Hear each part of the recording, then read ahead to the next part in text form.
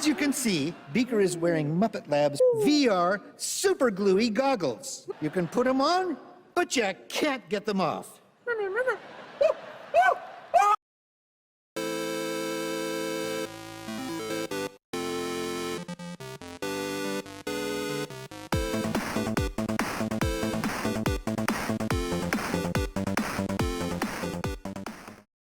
Hey everyone, welcome back to J Reviews. You know, I haven't done an NES game in quite a while, and that's sort of how this whole show started. Those things were my specialty. So I figured today we go back to our roots and we check out Muppet Adventures Chaos at the Carnival for the NES. And helping me with my review today is special guest host Ganondorf. Or Puppet Ganon at least. Say hi, Ganondorf.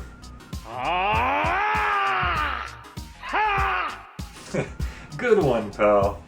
I wanted to get Link, but there was scheduling conflicts, you know. Anyway, let's get into this review. For those of you who don't know, The Muppets is a long-running franchise that first broke big with its debuting TV show in the 70s. The puppet characters were designed and often voice acted by the legendary Jim Henson, whose other works include The Dark Crystal, Labyrinth, and of course Sesame Street. I personally had more experience with Sesame Street growing up, which was an educational program for kids. Oh yeah! That's right, Ganon. In comparison, The Muppets was actually geared towards an older audience, despite it also using puppets. So that's the background info. Let's get into the game. I don't recognize the publisher or the developer, so I really have no idea what to expect. Newsflash, Miss Piggy pignapped. Notorious carnival owner Dr. Grump is prime suspect. That's a funny name for a villain. I don't remember a Dr. Grump character. So yeah, Miss Piggy's kidnapped, and it's up to Kermit and friends to rescue her. Our vehicle for doing that is completing all of these carnival rides, I guess you'd call them, to collect all the keys required to enter Dr. Grump's evil lair. Besides that final stage, we're able to do the levels in any order we want, much like in Mega Man. The first level is a river ride with Kermit the Frog. The goal here is simple, just avoid all the obstacles and make your way down the river. That includes rocks, logs, walls, whirlpools, and more rocks. The whirlpools will launch you into hazards while the other objects will take one of your hearts away. Hearts can be recovered by picking up submarine scopes, and you can also gain extra lives or rides by grabbing what looks like those little yacht things that the rich kids are always racing in movies for some reason. Actually, I think they're just buoys. You control yourself entirely with the D-pad. Up stalls you a bit, and down gives you a little speed boost. I think. It's kinda hard to tell. The A and B buttons don't do anything, and whatever you do, do not press the select button, as it sends you back to the level select screen, forcing you to restart the entire level. No warning at all either, you're just booted. It's pretty hard to avoid damage here since your hitbox is rather large, and they like having those tiny openings that almost look like you could fit through. Often you'll get stuck on these until you run out of health. I'll be frank, the gameplay does not feel good here, but thankfully there's plenty of health and life pickups to get you through. I don't know what that's supposed to be. Is that Alf? Is Alf here to help us out? Nope, he just kills us instantly. I should have known, Alf wasn't created by Jim Henson, therefore he must be a mortal enemy to the Muppets.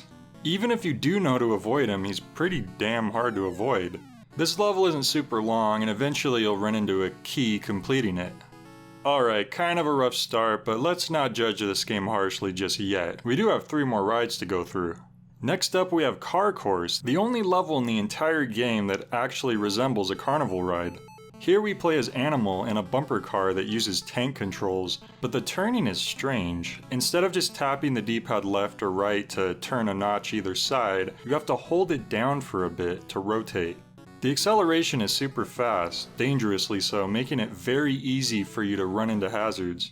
Oil slicks will make you spin out and rubber bands will bump you around, but what you really need to look out for are these deadly apples which will explode upon impact. Or maybe they're cherry bombs? The manual just refers to them as booby traps, so I guess we'll never know for sure. The name of the game here is Patience. This is actually the safest level in the entire game, so long as you keep things slow and steady. But it does go on long enough that you can be tempted to just floor it and tank some damage to get through it faster. I wouldn't recommend it. You do not get invincibility frames when you hit a bomb, so damage can rack up very easily. On top of that, this is the only level where you can't gain any extra lives. Red flags and barrels give you points, and the green flags will refill your health if you keep grabbing them, but that's it. The gameplay here feels as poorly programmed as the first level, but at least you have a bit more control over your fate. I wasn't very careful though, so I did lose some lives. Well, I'm sure the next level won't be so bad. His famous last words. Next is the space ride, which has us flying Gonzo around in a horizontal spaceship shooter type situation. Normally I enjoy space shooters a lot, but this, boy do we have problems.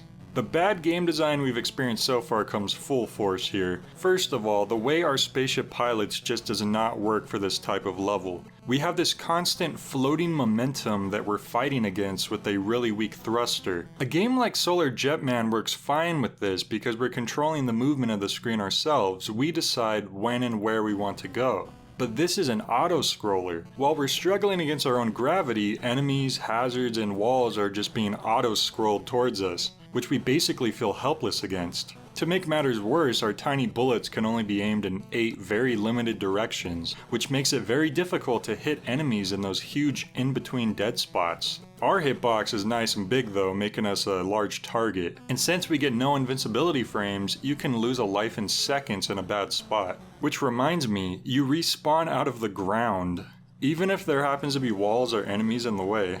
Thankfully, you can regain health by picking up space dynamite and extra lives from what looks like a blobby alien creature inside of a UFO. It's actually supposed to be a chicken, but yeah. Just keep in mind you can also destroy these with your bullets, so you gotta be really careful about that. I can't think of many games that allow you to destroy your own health items. Pretty messed up. Alf shows up again here in his own UFO, but he's a lot easier to deal with. Make it to the end and we actually have a boss fight. Can't say I expected that. This part isn't so bad since the screen finally stops moving here, putting us at less of a disadvantage than the rest of the level. It also has probably the most pathetic boss explosion I've ever seen. Oh boy, that satisfying boss destruction. Just look at the fireworks. The final ride we have to complete is the amazing maze with Fozzie Bear. All you have to do is navigate a series of mazes, completing each one by collecting a bow tie, a present, and then a second bow tie. Yeah, it's that specific combo every time for some reason. As you may have guessed, there's enemies inside of the maze that want Fozzie dead. Even parts of the maze itself has it out for the poor bear. So you have to make sure to avoid them while you collect your goal items. You can pick up other items such as bones and hearts, but I wasn't exactly sure of what to do with them at first. I tried hitting the enemies, but they fly in a weird zigzag arc that seems to purposely want to miss their target. If you do manage to get a hit, it will stun them for a brief period.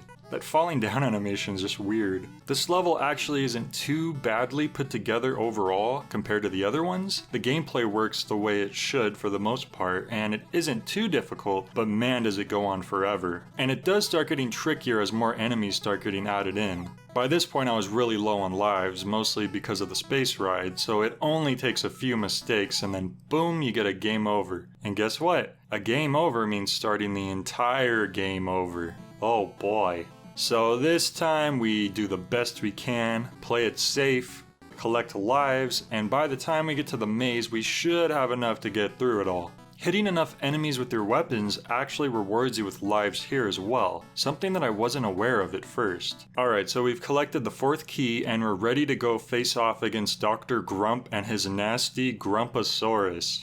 In this final level we play as Kermit again in this side-scrolling mess of a stage. Kermit has a knife for some reason and does an awkward crab walk, but he is able to jump pretty high. You have your basic enemies here: bats, rocks, tiny volcanoes, more rocks, and awkward platforms.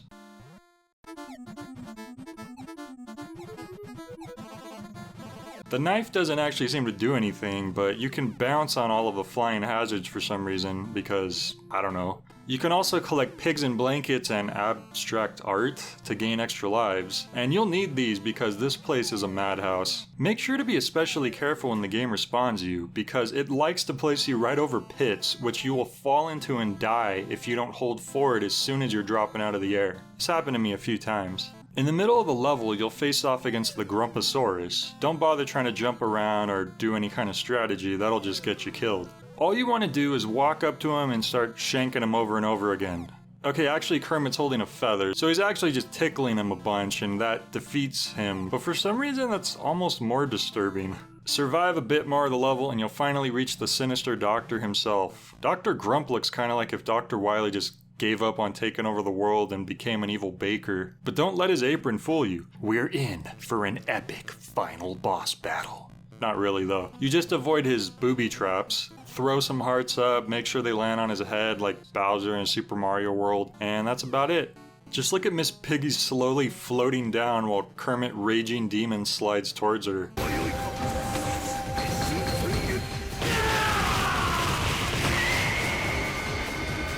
Wow, they're perfect for each other. Well, we rescued Miss Piggy, but at what cost? I'll tell you the cost. I was sincerely hoping that this game was going to be a nice little NES experience. Sure, it's a licensed game done by a developer I've never heard of, but this was a 1990 release. Usually later era NES games were known to really take full advantage of the console and be pretty darn good. But this wasn't even mediocre. The game design was unstable, unfair, unfun, and did not feel like a rewarding experience at all. The music didn't stand out, the graphics didn't stand out, and the gameplay ranged from pretty bad to barely playable. The whole thing just feels like it was slapped together to make a quick buck, so I think it goes without saying that I can't recommend this title. Looks like my hunt for another good NES game to review continues. So that was Muppet Adventure Chaos at the Carnival. You know, Jim Henson actually passed away the same year that this game was released. Now, I'm not as distasteful as to suggest that the release of a bad game has any correlation to the passing of a beloved legend. But, Gannon, you wanna help me out here? Gannon? Gannon? You okay? Link? I thought you said that you couldn't make it. Oh god, this is awkward. Oh jeez. Oh, please guys, not in the room. I just cleaned it. Oh, this is Jay Reviews. I'll see you guys next time.